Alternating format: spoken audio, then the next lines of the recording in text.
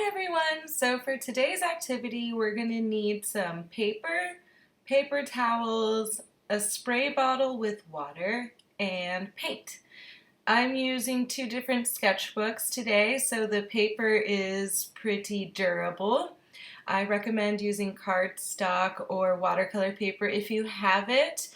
Printer paper is probably going to soak through quickly, and if that's all you have, that's okay. Just give a little bit more time for each layer to dry in between. Okay, so let's get to it. I'm going to start with watering down some orange with a little bit of white on my palette.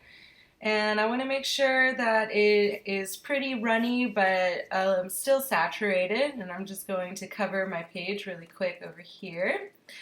And then I'm going to grab my spray bottle and spray some droplets after about 10 seconds or so.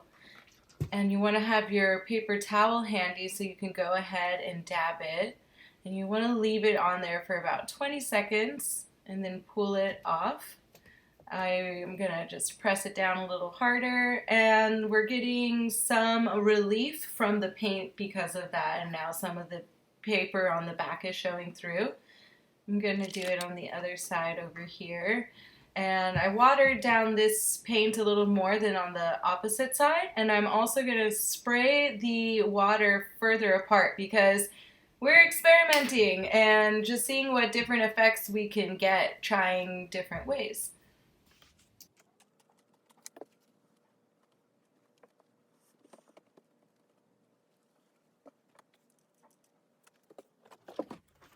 So now I'm going to set this sketchbook aside and work on the larger one. I'm going to do the same thing and coat it with some orange and white, but this time I'm going to see what happens when I coat both pages around the same time. And I'm giving, again, the right-hand side a little more saturation in the color, just because I want to see what different effects I can get from that. And I'm going to spray from pretty far up top, about 1.5 feet away from the sketchbook. And if you still have a dropper, maybe that would be a fun thing to try out. See what happens if you use the dropper and the spray bottle. And you want to dab, dab, dab, like so.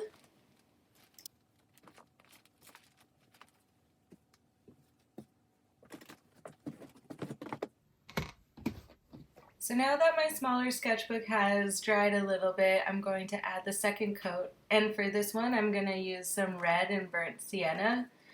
I'm going to get a nice, rich, dark red. And now I'm going to cover both sides because I liked the way that worked on my larger sketchbook.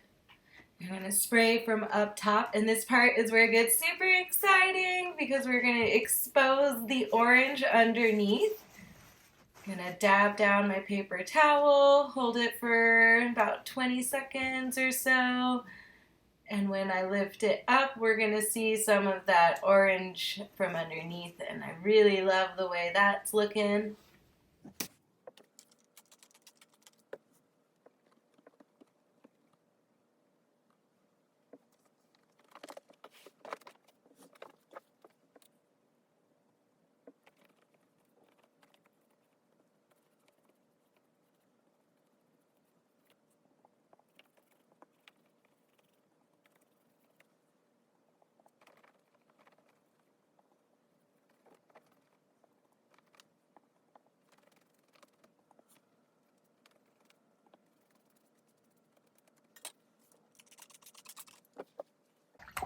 Now that I have both of my surfaces at about the same stage, I'm going to add my final layer of paint, which is an ultramarine blue that I wanted to use. And for this layer, I don't want to go all the way to the edges. I'm going to make it kind of messy with my brush strokes and focus on most of the page, but leave a little more exposure of the red and the orange.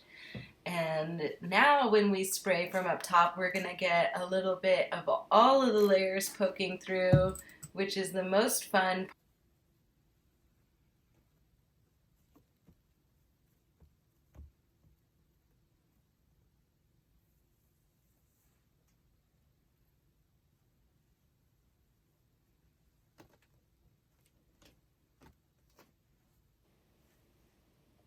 So there we have it. This is what the final product on my smaller sketchbook looks like.